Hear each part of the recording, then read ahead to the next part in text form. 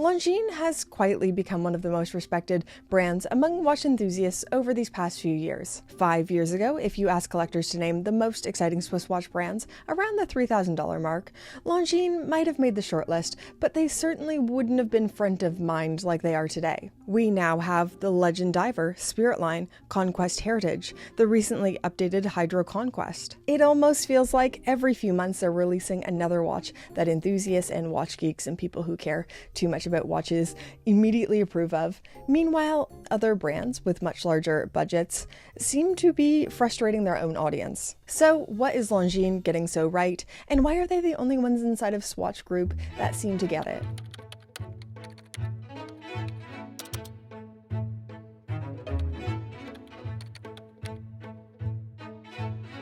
I think this is the place we need to start with them.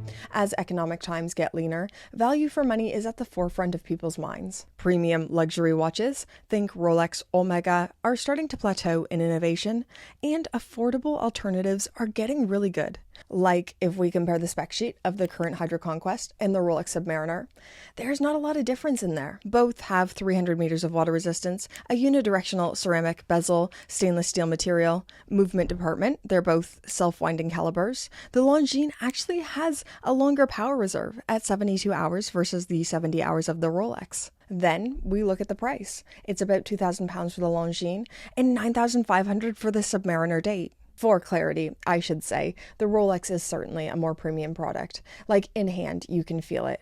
The finishing is a cut above. The wearing experience, it should cost more, but it also reveals what causes higher prices. It's not really specs and movements anymore. It's finishing, details, wearing experience, and brand positioning.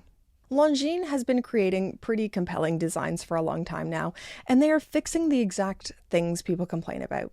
Smaller case diameters, thinner profiles, reasonable lug-to-lug measurements, good bracelets, no oversized logos or unnecessary text. They are ticking all the boxes a lot of us are looking for and not changing their brand positioning or trying to premiumize like a lot of brands are doing right now. And this leads us nicely to something that should be its whole own separate point. They know who they are and understand their customer base. They're not trying to be Omega or become Rolex. They're not pretending to be Heuerology. They know exactly where they sit, which sounds obvious, but very few brands actually understand this. Every year, we see brands creeping upwards. Price increases, marketing becoming more exclusive, more limited editions, desperately trying to manufacture scarcity and secondary hype.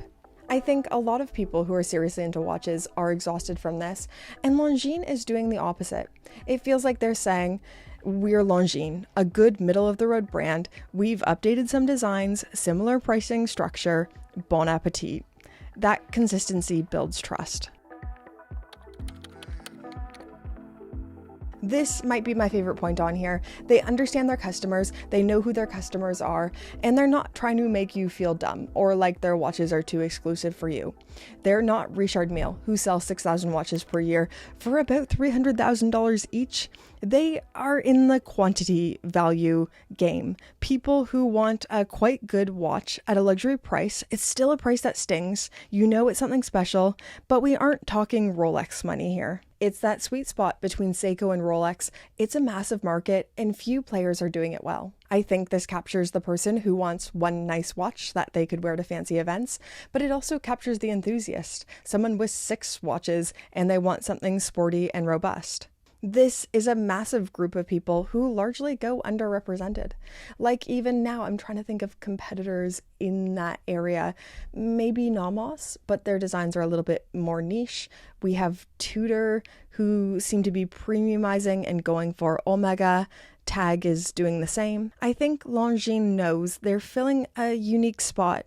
They have name brand power, legacy, historical significance, and offer good middle of the road in terms of design Swiss watches. This might be a bit of a hot take, but Longines feels like the only coherent brand within Swatch Group right now. Blancpain feels like they're always trying to justify their high prices. Breguet is rebuilding, and to be clear, they're rebuilding exceptionally well. Gregory Kissling took over in 2024. He's very well thought of in the industry, and this is why. Omega. Oh my god, oh my god, oh my god. It feels like they're in the midst of a bad hair day. They are trying to decide between accessibility and luxury. Longines knows who they are, and nothing feels random or desperate. The inclusion of this section is really important to me. Anyone who's into vintage watches will tell you how significant and well thought of Longines is, how collectible they are, especially the chronographs. They are a historically important brand, and I think that's something they don't get enough credit for. I think most people watching this video will already know this, but they were founded in 1832 in Saint-Omer, Switzerland, and they revolutionized Swiss watchmaking by moving cottage industry workshops under one roof into a single mechanized factory located in Les Longines, or the Long Meadows. It was a cooperative of watchmakers coming together. It's a heat wave here. My camera has just overheated, but that's okay. We'll switch over to this. Coming to modern day Longines, they recognize their history, but they're not trapped by it. They reinterpret, they don't copy. I think of things like the Spirit line. Definitely vintage inspired, but not a recreation, nor are they stuck being a mid-century aesthetic brand. Some brands feel like a museum of mid-century designs that were winners in the 1970s, but now we need to move on. Others ignore their own history completely. Longines has done a pretty good job at sitting in the middle, modern enough to wear daily, but still honoring their past. Now, I don't want this to come across as a Longines puff piece. I think there's legitimate reasons to be skeptical and criticize them. I always feel cautious of brands in Swatch Group at best, and Longines isn't perfect. Their bracelets could still improve. Movements aren't class leading. There's watches I'd remove from the catalog altogether.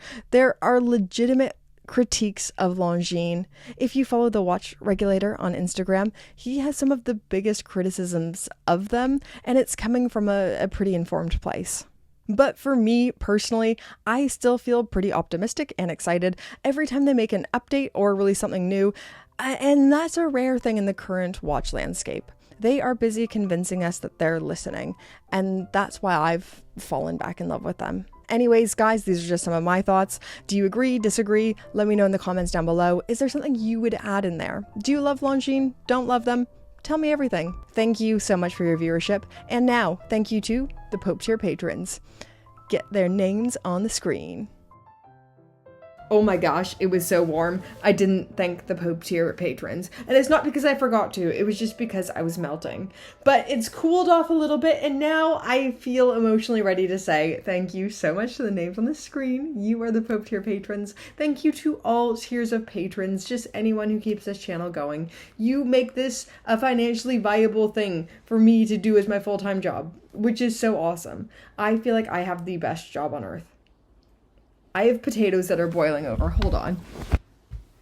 Okay, my potatoes are fixed. But for real, thank you so much. I hope you keep enjoying the work. Thank you so much, and we'll see you in the next one.